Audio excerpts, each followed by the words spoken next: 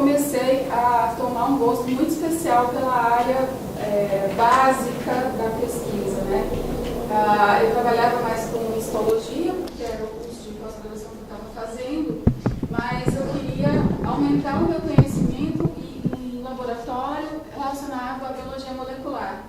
Então eu fui para lá, comecei a mexer, trabalhar com DNA, trabalhar com PCR, não sei se vocês já ouviram falar dessas coisas. E fui para lá, para o Canadá, aprender algumas técnicas de hibridização in situ. Então lá que eu peguei o bichinho mesmo da pesquisa e da biologia molecular, que é uma coisa que eu queria muito trabalhar e conhecer e melhorar meus conhecimentos com relação a isso. E isso me abriu a cabeça bastante para a pesquisa, e muito do que eu falo hoje, eu sempre acabo trazendo coisas relacionadas à biologia molecular. Então, eu vou falar um pouquinho para vocês, alguns pontos que eu acho muito importantes, são coisas que eu venho trabalhando mais, especialmente com a proteômica. Tá? Então, eu até trouxe alguns resultados bem recentes de alguma coisa que a gente já está fazendo e que vai ser levado para a EADR, no congresso, o ano que vem, tá? E que estão relacionados com o que eu vou falar hoje aqui para vocês. Tá? Então, o tópico que eu trouxe, o tema que eu vou falar é sobre o diagnóstico salivar. Tá? É uma coisa que entre nós, dentistas, está tomando uma força muito grande, especialmente na pesquisa. Estou de costas para você, Renato. Vem tomando uma força muito grande porque é um tipo de amostra que nós lidamos no nosso dia a dia, mas que muitas vezes a gente não dá muita importância até por causa disso. Às vezes é uma coisa que a gente vê muito na nossa rotina, que a gente se acostuma com aquilo e acaba passando batido porque a gente não pensa, não reflete mais sobre aquilo, né? E o diagnóstico salivar, ele vem tomando uma força na pesquisa com muito interesse em várias áreas, especialmente para diagnóstico de câncer, de doenças mais graves, para diagnóstico, para utilização de diagnóstico de doenças endêmicas, como por exemplo a malária, né, que eu vou mostrar para vocês por que isso vem crescendo tanto, né? Apesar de estar tomando essa força agora, não é um assunto tão recente assim. O diagnóstico salivar, ele tem sido utilizado já há alguns anos, e um dos exemplos é o diagnóstico usando a saliva do HIV. Então, isso foi introduzido no Brasil já em 2008 e tem sido usado pelo SUS. Então, é um teste rápido de HIV com 99% de reprodutibilidade, né, de confiabilidade, né, e que em alguns casos precisa ser complementado com algum outro exame, mas é 99% de eficácia de identificação. Né? E a gente vai ver como que funcionam esses testes do diagnóstico da saliva. Né? Então, eu vou repassar rapidinho com vocês aqui o que é a saliva humana. Né? É uma mistura de secreções, de fluidos, né, contendo proteínas. Vocês vão ver que quase todos os slides eu estou mostrando proteína grifada para chamar a atenção, é proposital. Tá? Então, essas proteínas, elas são sintetizadas, são produzidas tanto nas glândulas salivárias, né, como as proteínas que vêm do sangue de outros órgãos. Isso quer dizer o quê? Que produtos do sistema inteiro, do organismo inteiro, estão presentes na saliva, podem estar presentes na saliva. Né? Então, a saliva, ela é produzida principalmente nas glândulas salivares maiores, que são as parótidas, submandibular e sublingual, né? Também pelas glândulas salivares menores, pelo fluido gengival crevicular. Esse fluido é um tipo de amostra altamente utilizado nas pesquisas com periodontia, porque nesse fluido contém, né, produtos tanto produzidos pelo hospedeiro como produtos bacterianos que estão dentro do suco gengival. Então, muitas pesquisas utilizam o fluido crevicular, mas ele também, os produtos que estão no fluido lá dentro do suco, eles também fazem parte, formam também a composição da saliva no final. Né? Então, os produtos que são percebidos aqui, eles podem ser percebidos na saliva também. Tá? Então, além desses fluidos, né, dessas secreções produzidas na boca, a gente pode ter presença ainda de secreções brônquicas, que são expectoradas, também nasais, tá? O soro, né, do sangue, células sanguíneas de feridas orais, provindo das feridas orais, produtos proteínas de debris alimentares e células epiteliais que vão descamando. Tá? Além disso, essas proteínas que compõem a parte orgânica da saliva, né, as mais abundantes e mais conhecidas, então estão relacionadas com as principais funções que a saliva tem na boca, que a gente consegue lembrar e imaginar. Então, as mucinas, elas têm uma função de proteção, de lubrificação da boca, né, a alfa-amilase, digestão de carboidratos, a albumina, proteção, né, transporte de outras proteínas na boca, e aí outra proteína que está ligada à digestão de alimentos, as lipases, que estão relacionadas com a digestão de lipídios, né, e as IgGs ou anticorpos que estão relacionados com a defesa do organismo. Né? Além disso, alguns hormônios também podem estar presentes na saliva, são os hormônios esteroides, a testosterona, o estrogênio, progesterona, tudo isso faz parte da composição salivar. E tudo isso pode ser identificado. Então, essas são as mais abundantes que a gente encontra. Né? Então, a saliva, ela lubrifica, ela protege, ela defende o organismo, faz transporte, faz digestão, ajuda na deglução, ajuda na fala. Então, todas essas funções que a gente já conhece. Né?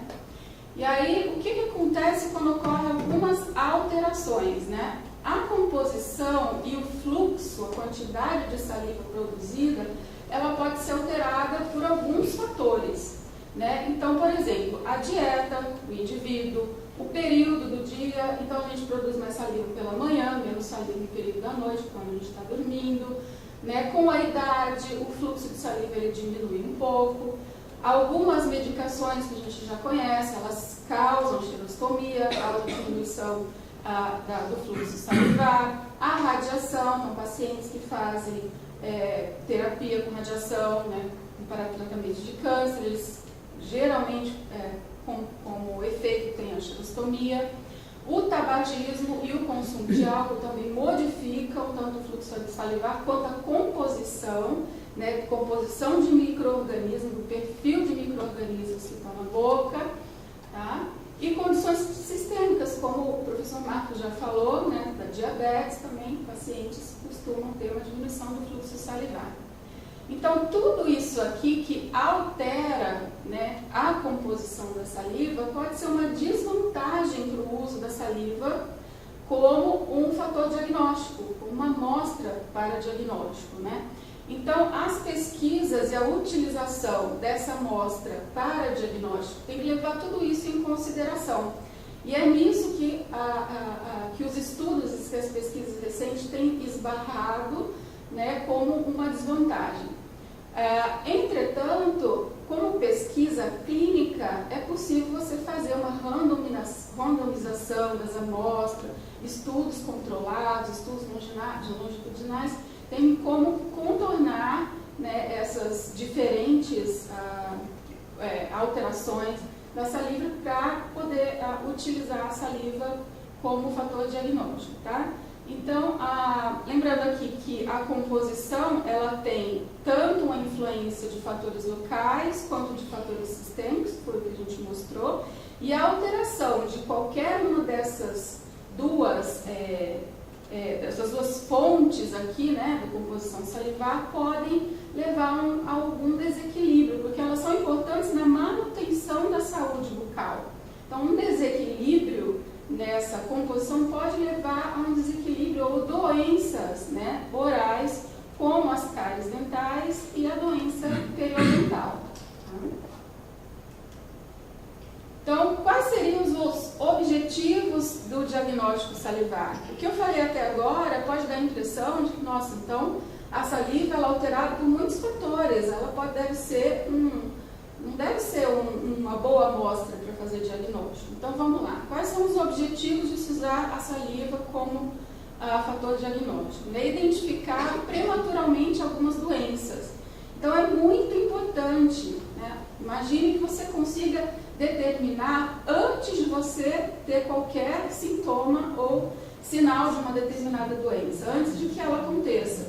Então, através do diagnóstico da saliva, seria possível fazer isso, identificar antes que a doença aconteça, seja ela uma doença oral ou uma doença sistêmica. Outro objetivo seria identificar fatores prognósticos dessa doença. Essa doença que eu tenho, ela está ativa, ela não está ativa, e qual prognóstico seria? Ela teria um prognóstico pior, um prognóstico melhor, e qual a posição que o profissional da área médica ou o dentista pode tomar com relação a esse prognóstico que poderia ser identificado pelo diagnóstico salivar, né?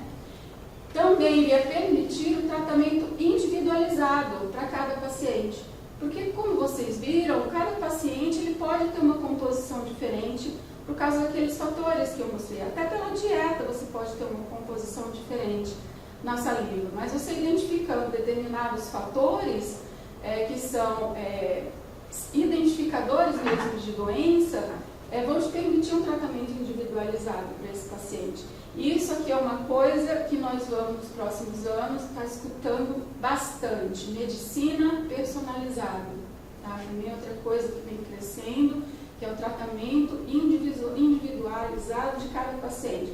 Então, nós estamos ainda buscando protocolos para várias coisas. Um protocolo, como a professora Karima citou, qual o melhor protocolo para medicação? Eu entro com antibiótico terapia para o paciente, não entro? Eu faço uma associação de antibióticos, qual a dose que eu uso? Então, tudo isso, né, a gente vem buscando protocolos, mas às vezes, agora a gente já pode pensando também, né, em uma terapia individualizada. Cada paciente, às vezes, responde de determinadas maneiras, de maneiras diferentes, tanto a doença quanto o tratamento. Né? E, como eu falei, protocolos de manutenção da saúde. E na pesquisa, o que você tem feito de pesquisa? Qual o objetivo principal da pesquisa para a utilização da saliva como diagnóstico? Né? Entender como as mudanças na estrutura dessas proteínas funcionam e a interação dessas proteínas que estão na saliva. Né? Como que isso se reflete tanto na saúde, né, quanto na doença, né? Doenças de um organismo. Então, a gente precisa primeiro investigar qual a composição da saliva na saúde, determinar esses perfis com as variações individuais em pacientes saudáveis e investigar o que isso muda, né? Quando o paciente é acometido por uma determinada doença, para você conseguir determinar quais são aqueles fatores, ou especialmente proteínas, que mudam quando o paciente é acometido por uma condição. Tá? Então, o diagnóstico salivar, vamos falar das vantagens agora. Né? Quem é pai e mãe, só olhando essa figura aqui e olhando essa figura, já faz óbvios.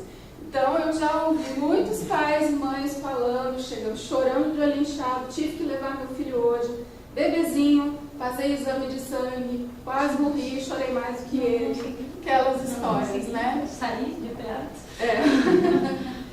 Então, e a gente tem uma amostra muito abundante, né, que é a saliva, que permite uma coleta muito mais fácil, né, para identificação de algum diagnóstico de algumas doenças que seriam possíveis fazer por meio dela, né? Então, a coleta da amostra ela é não invasiva e sem estresse, né? Essa foto aqui não mostra estresse nenhum, mas a gente consegue imaginar, né? Oportunidades fáceis e múltiplas amostragens. Então, você pode fazer coletagens múltiplas, né, de pacientes em vários momentos, sem que isso leve a problemas ou fuga do paciente, né, negação de participação em pesquisa, ou o paciente não quer retornar várias vezes, né? É uma coleta fácil, não invasiva.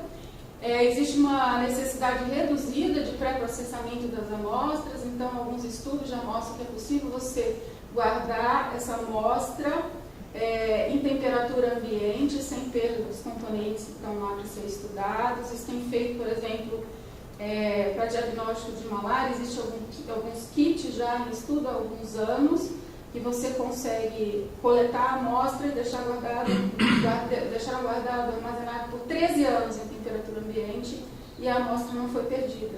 Então, olha a vantagem que isso tem para estudos longitudinais, para coletas de comunidades inteiras, para comparação de anos de estudo, né? Então, é uma amostra muito interessante. Com esse tipo de amostra também existe um risco mínimo de contrações de organismos infecciosos, como os vírus, muitos deles não têm uma presença importante na saliva. O HIV, por exemplo, ele está no sangue, mas ele não está presente na saliva. Então você pode coletar com segurança, né? E tem um custo relativamente baixo associado com a coleta da amostra e com o processamento, como eu já tinha falado. Tá? Então, essas são as várias vantagens do diagnóstico salivar. Tá? O que a gente sabe hoje, então, é que a maioria das 1000 moléculas que estão presentes no sangue ou na urina também podem ser encontradas na saliva. Então, aqueles testes diagnósticos são usados com sangue e com urina, eles também, muitas das proteínas são encontradas na saliva. Tá? Por isso se fala que a saliva humana ela espelha a saúde do corpo. O problema aqui é que a concentração dessas proteínas na saliva ela é muito menor do que no sangue. Então, o que é preciso? Que você tenha aparelhos, né, ou kits, ou utilizados para diagnóstico, sejam muito sensíveis para conseguir identificar essas proteínas na saliva, ao invés de usar sangue ou urina. Né? Mas, apesar disso, aproximadamente 27% das proteínas encontradas na saliva, elas estão no plasma. Você fala assim, não, mas é pouco, né?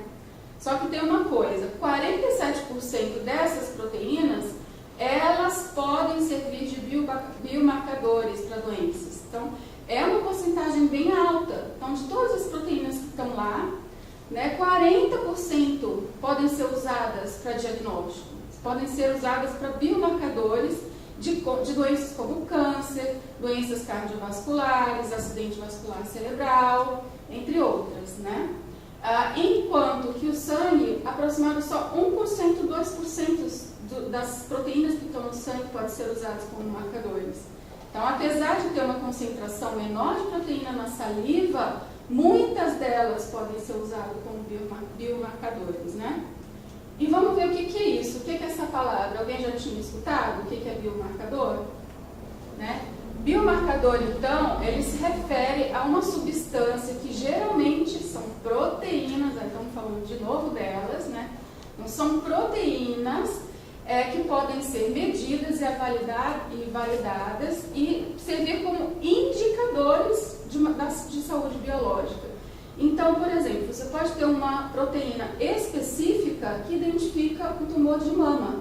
Ela está presente somente no tumor de mama e ela está presente na saliva. Então, você pode identificar, às vezes, o tumor de mama, né, identificando essa única proteína, né, que é presente só naquele tipo de tumor especificamente. Tá? Então, isso é um biomarcador. E as pesquisas têm trabalhado muito nisso, na identificação de biomarcadores, especialmente as pesquisas relacionadas com câncer. Tá?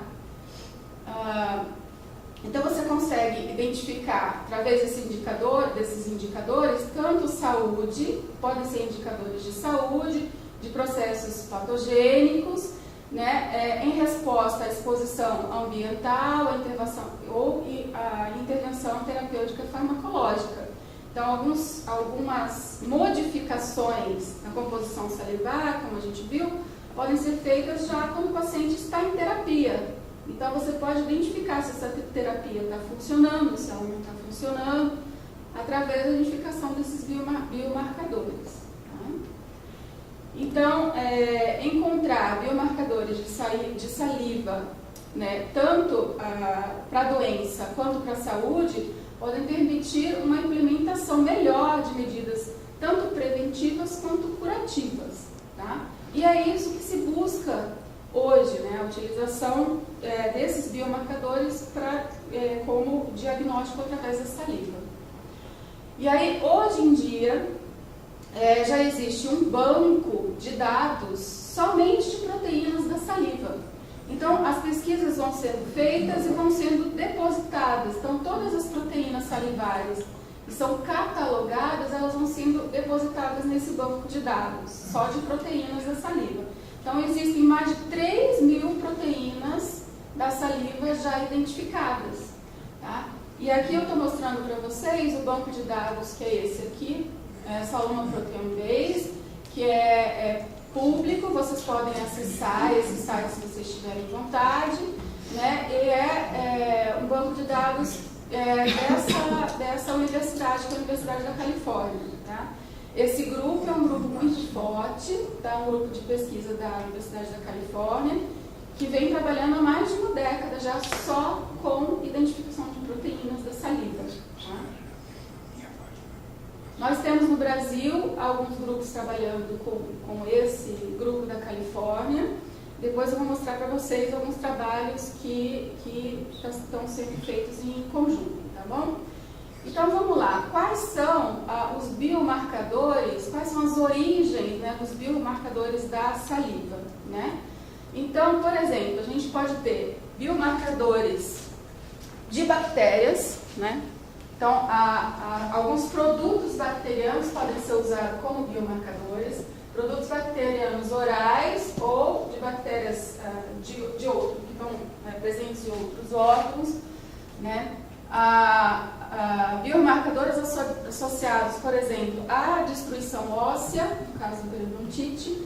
Então, por exemplo, a identificação da periodontite, né, da doença periodontal, de você classificar, diagnosticar, nós comumente usamos os parâmetros clínicos, né, profundidade de sondagem, sangramento gengival, nível de inserção, mas esses parâmetros são excelentes para diagnóstico, mas muito difícil de identificar se a doença está ativa ou não naquele momento, porque nós sabemos que temos períodos de remissão, né, e períodos de ativação da doença. Então, esses parâmetros clínicos que nós usamos, eles são muito bons para o diagnóstico, mas dificilmente eles indicam a atividade da doença num sítio específico, né?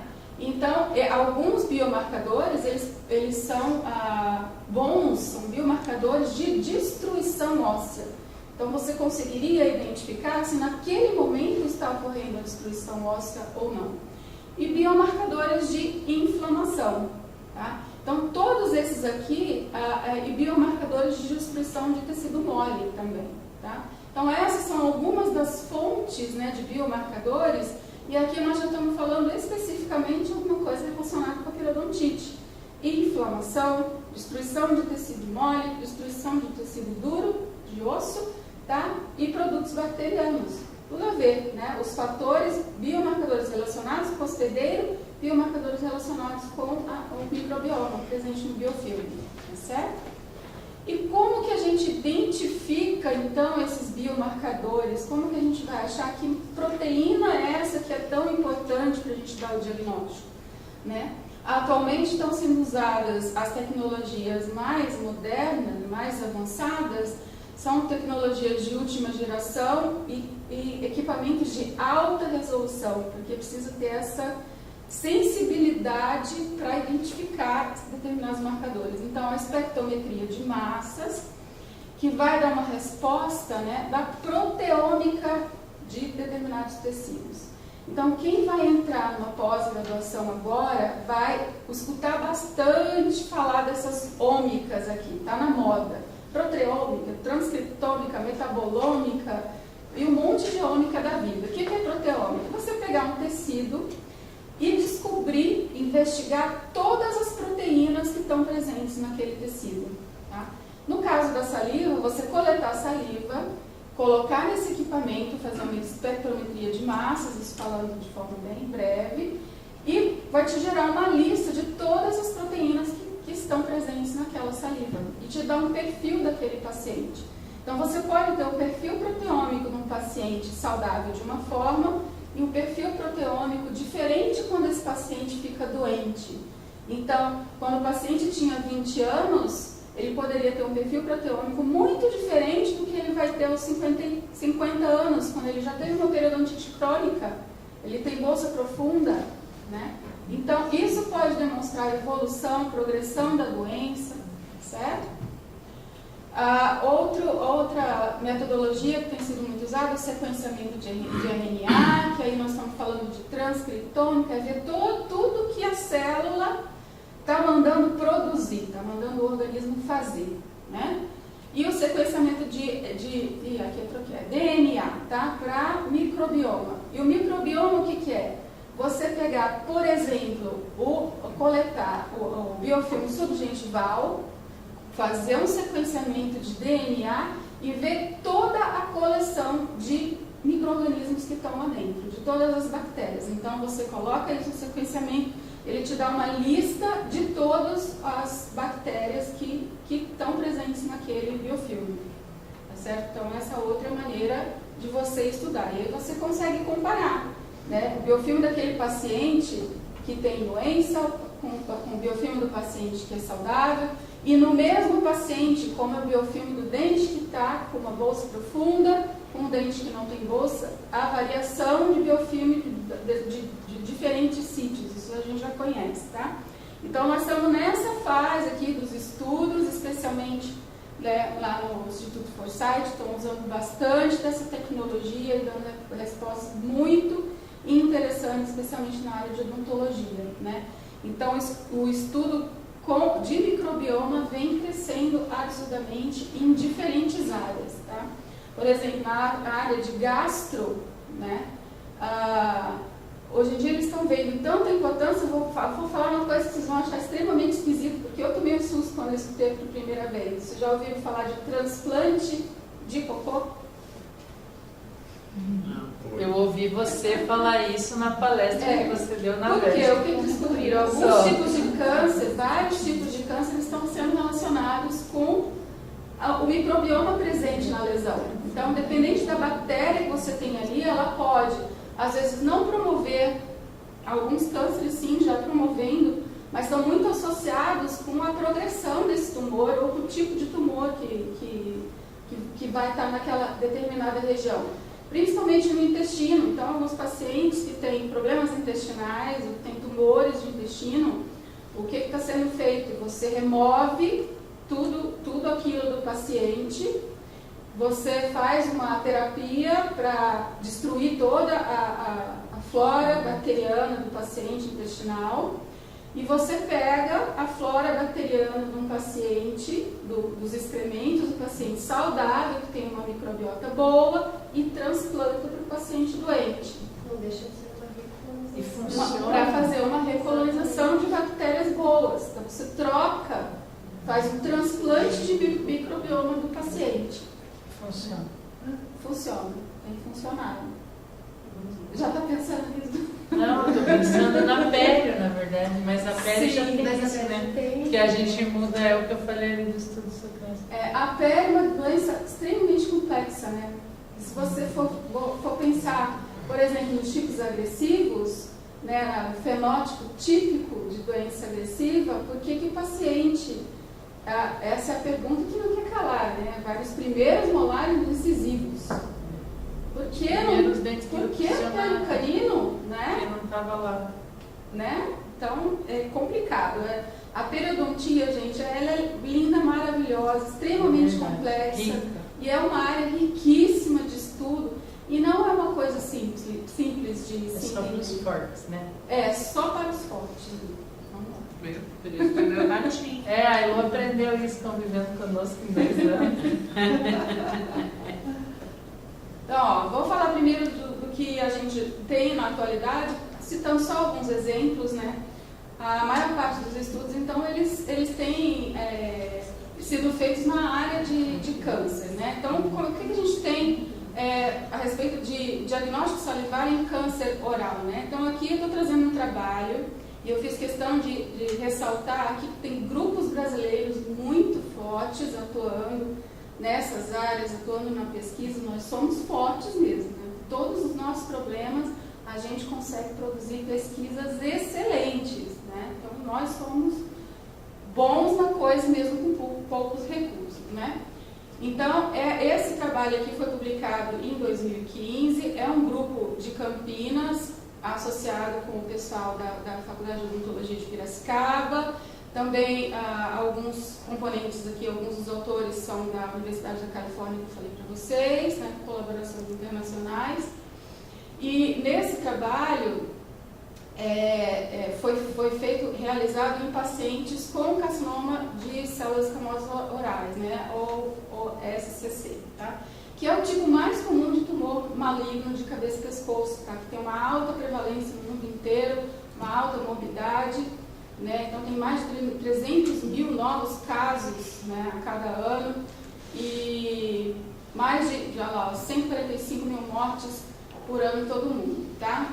Então nesse trabalho aqui, o que nós fizemos? 10 pacientes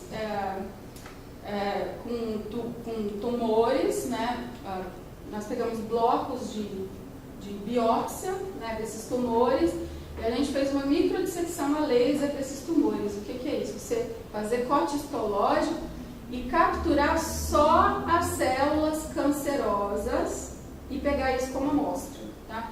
E do ladinho, aonde você tem um tecido normal ou saudável, foi capturado também do mesmo paciente, da mesma amostra de biópsia.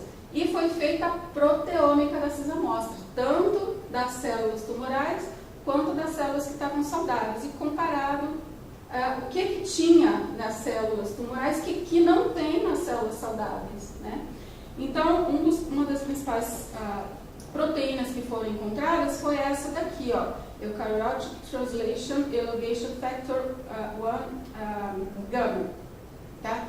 O que essa proteína faz, né? Ela é uma proteína que é um indutor crítico para a proliferação de OSCC. Então, ela foi encontrada modulando e com alta expressão nas células cancerosas. Então, isso aqui, ó, essa proteína que se destacou das outras, ela foi produzida em alta quantidade pelas células tumorais, ela pode servir como um biomarcador. Foi aquilo que a gente falou. Opa, então, se eu pegar a saliva do paciente e encontrar essa proteína aqui, aí agora temos que fazer estudos em pacientes, um grande número de pacientes, pegar vários pacientes normais e com tumores e ver se essa proteína realmente serve como um biomarcador para esse tipo de tumor oral, né?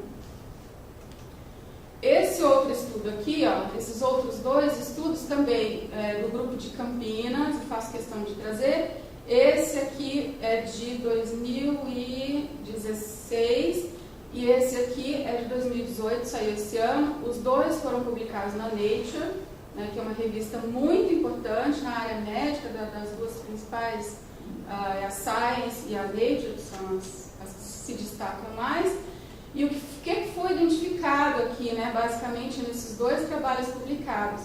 Que existem assinaturas prognósticas na saliva que distinguem a metástase regional. O que é isso, então? Você, pegando uma amostra de saliva, e aí você consegue identificar se o paciente ele já pode ter metástase ou não em determinados órgãos, só observando alguns marcadores na saliva. Entendeu? Olha a importância desse tipo de estudo e desse tipo de amostra, né? Então, o que foi visto? Que ocorreu uma baixa expressão dessas proteínas aqui, que foram as mais encontradas, inclusive uma que é o colágeno, tipo de colágeno, né? Nas amostras de saliva, que foi capaz de distinguir os pacientes com e sem metástase linfonodal, né? E o estadiamento clínico avançado. Então, foi possível identificar aqueles pacientes, né? Inclusive dando um prognóstico, se ele teria um prognóstico pior ou melhor para aquela doença. Tá? Então, vamos lá. Esse aqui é um outro trabalho, também bastante recente, também de 2018, né? Já falando de microbiomas, salivar também. Então, foi coletada saliva e feito o microbioma, a relação de todas as bactérias que estavam presentes nesses pacientes com e sem câncer oral ou orofaringeal, né? Então, tanto no câncer na cavidade oral quanto na orofaringe, o que eles perceberam? Que o microbioma oral é capaz de prever a presença, né, de câncer oral e de câncer orofaringeal com sensibilidade e especificidade de 100 a 90%. Então, diagnóstico com sensibilidade e especificidade para esses dois tipos de câncer, através do estudo do microbioma, com 100 a 90% de eficácia. Tá? Então, olha onde a gente está chegando, tá? Ainda são, obviamente, necessários. Então, aqui o que eu tenho falado para vocês são estudos da área básica, onde a gente quer chegar agora, onde é preciso evoluir, né? Pegar uma grande quantidade de pacientes em estudos clínicos para ver se esses marcadores que forem encontrados na pesquisa básica vão refletir a mesma situação na clínica, né? Então, os pesquisadores das pesquisas já estão evoluindo para os estudos clínicos, né? Então, isso resulta, né, numa potencial implementação de um painel, né, no fluxo de trabalho, na rotina de trabalho, com um diagnóstico clínico e com prognóstico, especialmente no caso desse trabalho, para esses dois tipos de tumores aqui, tá? Vamos falar agora das doenças periodontais. O que é possível saber, né, através da saliva sobre as doenças periodontais?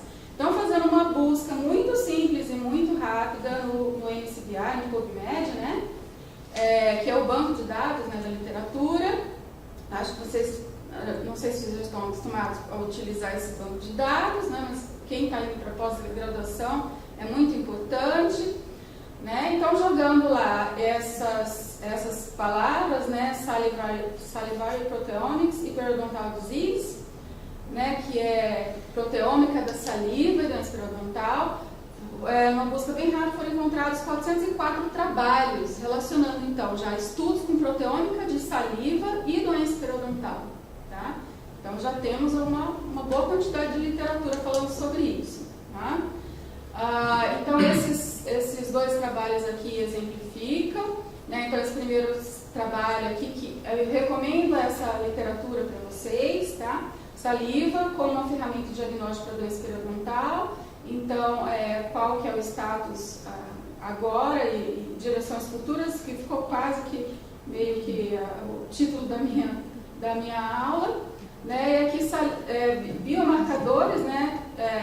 Assinaturas de biomarcadores de patógenos de saliva e a progressão da doença periodontal. Então, esses são dois exemplos de dois artigos bastante interessantes que eu recomendo vocês fazerem a leitura. Tá? Esse aqui é um outro trabalho bastante interessante, tá? Esse aqui é de 2016, ele é um trabalho de revisão. Então, para quem quiser começar a ler sobre o assunto, existem alguns trabalhos em português também, mas são mais antigos. Esse aqui é um trabalho muito bom de revisão de literatura para quem quer iniciar. Então, ele já fala de doença periodontal, né? E aqui a gente já vê esse termo, ó, já está sendo bastante utilizado, medicina personalizada, tá? Então, um update dos biomarcadores salivares para a doença periodontal. Então, esse autor, o Corte, ele publicou em 2016. O que eles viram? Né? Esse artigo ele dá uma visão geral de quais são os marcadores salivares potenciais para identificar a doença periodontal. Tá? Então, ele identifica alguns biomarcadores que podem fazer parte de um painel, né, de patógenos periodontais que revelam maior sensibilidade e especificidade para se obter essas informações do diagnóstico periodontal. Então, qual que é a ideia? O que a gente gostaria muito? De pegar uma amostra de saliva e ser capaz de diagnosticar se aquele paciente, se ele tem a doença, se ela está em progressão ou não e se ela é grave ou não. Seria muito bom se a gente tivesse esse tipo de diagnóstico associado aos nossos parâmetros clínicos. Né? E o que esse trabalho traz? Como é um trabalho de revisão, ele traz diversas referências de trabalhos já publicados com os biomarcadores de saliva, e aqui ele separa esses biomarcadores em alguns grupos. Então, a gente tem grupos de biomarcadores que fazem parte são biomarcadores de inflamação, logicamente a gente já conhece, e muitos deles já relatam algumas coisas que já são conhecidas, algumas citocinas importantes, como a interleucina 1-beta, interleucina 6, né, fator de necrose tumoral alfa, que são já alguns fatores conhecidos que foram identificados por outras tecnologias há algum tempo atrás, e aqui estão sendo reforçados pelo estudo na saliva. Então, esses fatores que já eram conhecidos e importantes, eles podem ser identificados na saliva também. Aí podem ser usados como biomarcadores de doença. Isso, você precisava coletar fluido crevicular e fazer tecnologias com imunoensaios e tudo mais para você conseguir detectar. Agora você consegue detectar na saliva também. Então, aquilo que já se conhecia também é possível identificar através de amostra de saliva. Tá?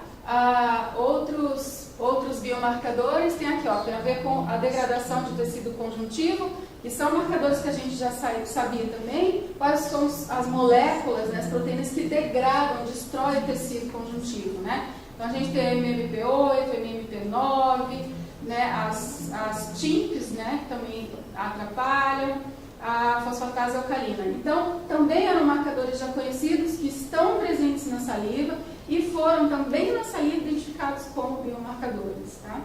Além dessa, destruição de tecido ósseo, né?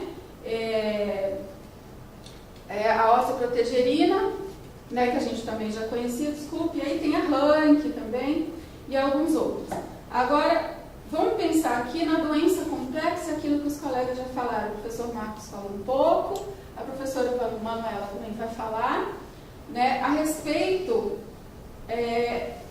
tudo isso aqui tem a ver com inflamação. Mas isso aqui está presente na saliva, mas a saliva ela não representa somente doenças orais, ela representa também doenças sistêmicas. E esses fatores, especialmente de inflamação, têm relação com outras doenças inflamatórias também. Então, você encontra esses biomarcadores na saliva, eles são biomarcadores de doença periodontal ou podem ser biomarcadores de uma doença cardiovascular? Porque os fatores inflamatórios são os mesmos. A obesidade, a gente tem a presença de vários desses marcadores, os mesmos, que têm a ver com inflamação. Né? Então, para a periodontia, a gente ainda precisa caminhar um pouco mais, porque foi aquilo que a gente comentou, que é uma doença complexa, inflamatória, crônica, que tem relação com várias outras doenças sistêmicas. Então, para a gente identificar isso aqui como biomarcador específico para a doença periodontal, que é só para a doença periodontal, a gente ainda não chegou lá. Precisa mais pesquisas evoluírem para a gente tentar identificar marcadores só para a doença periodontal. Né? Cris, na minha época, lá em 1996, a gente lia muitos artigos do professor Denis Quinani da lactoferrina. Ela aparece na saliva? Lactoferrina? Como biomarcador da doença periodontal. Aparece. Mas o que você acha? Eu acho que eu não posso achar nada. É só curiosidade, porque lá atrás, quando eu estava estudando essa parte, tinha bastante estudo, esses que você falou da outra tecnologia. E a lactoferrina, se eu bem me lembro dos seminários, era a mais importante, assim, que a gente... Mas então, não tinha nada ainda muito conclusivo, né? Que era muito difícil de fazer, custava caro, enfim. Então, como a periodontite ela é a doença periodontal é uma doença muito complexa, diferente, ela tem muitos fatores que ocorrem em fases diferentes da doença. Então, diferentemente do câncer, por exemplo, um câncer muito específico, um câncer raro, que às vezes uma, duas proteínas são suficientes para você diagnosticar aquele câncer, aquela só produzida naquele tipo de tumor, a doença periodontal, às vezes vai ser necessário um painel de proteínas. Então, às vezes você identificar 10, 20 fatores para você conseguir chegar num diagnóstico correto de que a doença está presente numa determinada fase. Então, a gente sabe que alguns desses fatores, por exemplo, biomarcadores de destruição óssea, eles vão estar presentes numa fase ativa da doença. Né? Então, você monta painéis diferentes para tipos diferentes de doença, inclusive estágios diferentes da doença, né? E para você conseguir fazer esse diagnóstico. Então, nós precisamos caminhar um pouquinho mais ainda na periodontia. Tá? E aí eu vou falar um pouquinho justamente sobre isso, que essa confusão, essa mistura de alguns marcadores que podem servir tanto para a doença periodontal como para outras doenças. Aqui puxando o gancho, né, dos professores que vão falar, dando um exemplo das doenças cardiovasculares. Então, um marcador marcador muito importante para o diagnóstico sanguíneo, né, de doença cardiovascular é a proteína C reativa, né, o CRP, né, que é um importante indicador de atividade inflamatória reumática, né? Então, os níveis no plasma, né, dessa proteína, eles indicam uma possível doença, né? E os níveis da saliva dessa proteína se correlacionam com os níveis do sangue. Então, ao invés de usar sangue para fazer diagnóstico, poderia começar a usar saliva, né, como exemplo, identificando essa proteína C reativa, né? Então, o que a gente sabe é que durante a periodontite, esses níveis salivares da CRP, eles aumentam, e quando você trata o paciente, trata a periodontite do paciente, esses níveis diminuem, né, diminuindo o risco de doenças cardiovasculares, né, que essa é a reação, a associação, né, entre as duas doenças. E você sabe que os altos níveis de CRP na saliva durante a periodontite acrescentam um risco, né, no processo local para formação ou progressão de doença cardiovascular com um coeficiente de risco de 5,6. Então, aumenta 5,6 vezes mais o risco do paciente ter um problema cardiovascular, certo? Então, olha como é importante, e aqui a gente já tem alguma coisa, né, correlacionando duas doenças que dividem marcadores parecidos. Acho que estou me alongando muito aqui, mas já vou. Então, esses níveis também, eles aumentam conforme a severidade da doença periodontal, né? E aqui, daquele mesmo trabalho que eu indiquei, ele fez uma relação também deixa eu ver aqui, dos fatores. Eu acho que isso aqui eu vou me repetir um pouco. Nós estamos vendo a MMP, nós estamos vendo a PGE2, tá? Então já falei bastante, ó, TNF-alfa, MMP de novo, tá bom? Então são alguns dos marcadores que são identificados para doença periodontal e que são identificados também para doenças vasculares, cardiovasculares, tá bom? Então, falando do microbioma salivar, também o microbioma da saliva ele é semelhante ao perfil dos tecidos, mas não da placa bacteriana, apesar de alguns produtos da placa, do biofilme, estarem presentes na saliva também, tá? Para o microbioma da saliva, que é uma coisa muito importante, já foram identificadas em 2008 3.621 espécies bacterianas na saliva.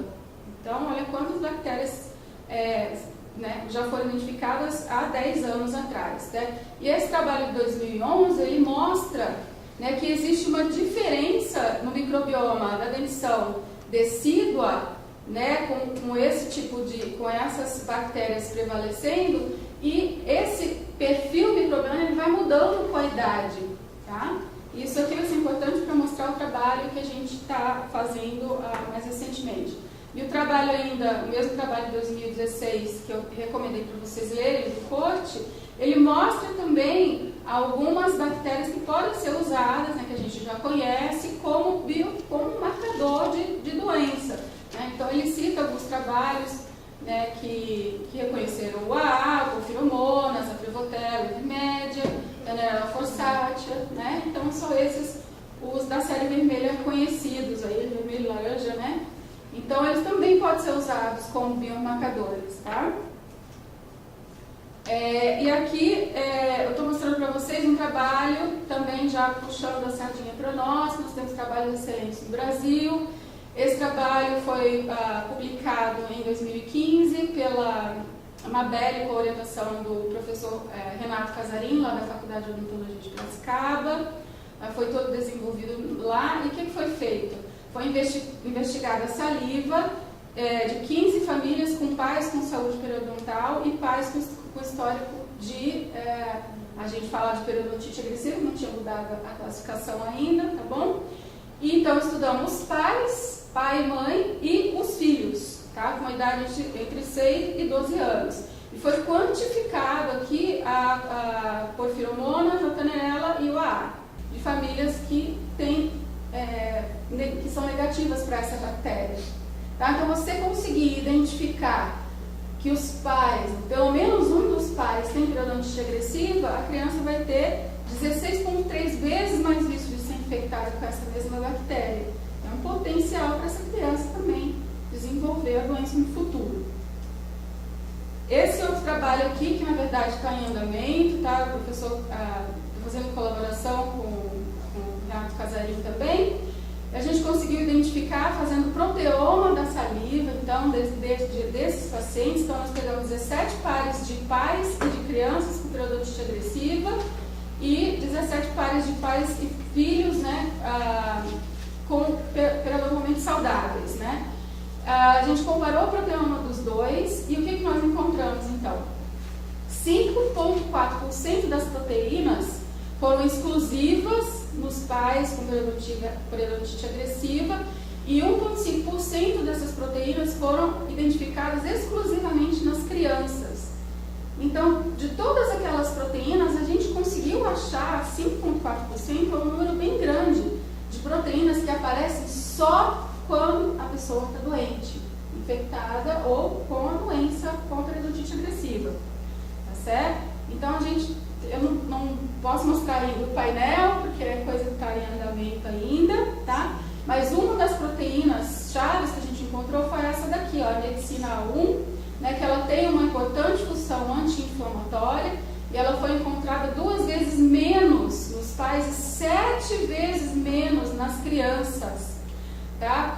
E essa proteína é um potencial marcador de pré-doença desde a infância, né? Então, essa importante proteína que combate a inflamação, ela está 7 vezes menos presente nas crianças que têm pais com periodontite agressiva, certo? Ela provavelmente tem seu sistema de defesa já com algum problema ali que não responde bem à agressão do biofilme, né? E crianças e pais com periodontite agressiva combinam proteínas super expressas relacionadas com a resposta inflamatória e ao estresse oxidativo, tá? Então foram 2 categorias de proteínas que se encaixam nesse processo biológico, estavam muito altas. Então elas expressam muitas proteínas muito mais relacionadas com o estresse oxidativo e com a inflamação. Tá? E aqui vocês vão observar que essa foto está meio tortinha, eu estava comentando aqui com as colegas, porque eu queria trazer isso aqui para vocês e eu de última hora falei para a aluna que estava trabalhando no computador lá, tira uma foto e manda para mim que eu tenho que chegar na aula agora, né? Por isso está meio tortinho, tá? É um trabalho que está sendo feito agora, sendo conduzido também pela equipe do professor Casarim e está sendo feito pelo aluno dele de doutorado, Aurélio, estudando o microbioma salivar de crianças, só filhos de pais saudáveis e pais com periodontite agressiva. Aí nós já estamos vendo desde bebês, né? Crianças que não possuem dentição ainda, não nasceu nenhum dentinho, dentição primária, com dentição mista e já com dentição permanente, tá? Então, nós comparamos o microbioma da saliva das crianças em todos esses estágios. Essas bolinhas aqui, ó, as cores não têm a ver com os complexos, tá? Foi só uma forma de separar. Cada bolinha é uma amostra, cada bolinha é uma criança, tá bom? Então, as bolinhas amarelas são as crianças que não têm dentinhos ainda, tá? Elas são muito parecidas, o componente de bactérias, o microbioma dessas crianças é muito parecido com os saudáveis, tá? Então, o microbioma aqui, enquanto a criança não tem dente, é muito parecido, tá? Já na dentição primária, que são as laranjinhas, elas são muito parecidas também com a dentição primária dos pais que não têm doença. Então, quem tem doença e quem não tem, microbioma na dentição primária também é muito parecido. Já na dentição mista, que é o vermelhinho aqui, ó, e o azulzinho, já há uma separação. Ó, o microbioma da dentição mista, do saudável, está mais próximo desse grupo aqui, ó, que tem a dentição primária. Já os vermelhinhos, ó, está mais próximo do microbioma da dentição permanente, tá? O que quer dizer isso? Que já na dentição mista dos filhos de pais que têm periodontite agressiva, você tem uma diversidade de bactérias muito maior já nessa idade, comparado com aquelas crianças que já teriam nada de simplesmente. Tá? E aqui a gente está mostrando nesses gráficos aqui, então, algumas das bactérias que estavam com quantidade maior, né, nas crianças sem dentição. Então aqui, como vocês viram, é meio parecido. A gente tem algumas bactérias, algumas prevotelas aqui, tá, que são mais expressas nas crianças de pais com agressiva, aqui normal. Na dentição primária também não muda muito, né, acrescenta um pouquinho aqui na diversidade das bactérias encontradas. Já na dentição mista, olha o que acontece. Os vermelhinhos são os filhos de pais com agressiva. Olha a quantidade de bactérias a mais, né, que esses pacientes têm com relação aos filhos de pais que não têm doença. Tá? Então a gente consegue identificar esses pacientes numa fase, numa idade muito, né, tenra, né? Então, olha a importância desses estudos. E aonde a gente quer chegar, a gente sonha em chegar com isso tudo, né? Conseguir um diagnóstico, que é o que a gente gostaria, utilizando a saliva, né, que é uma amostra, uma forma não invasiva, né?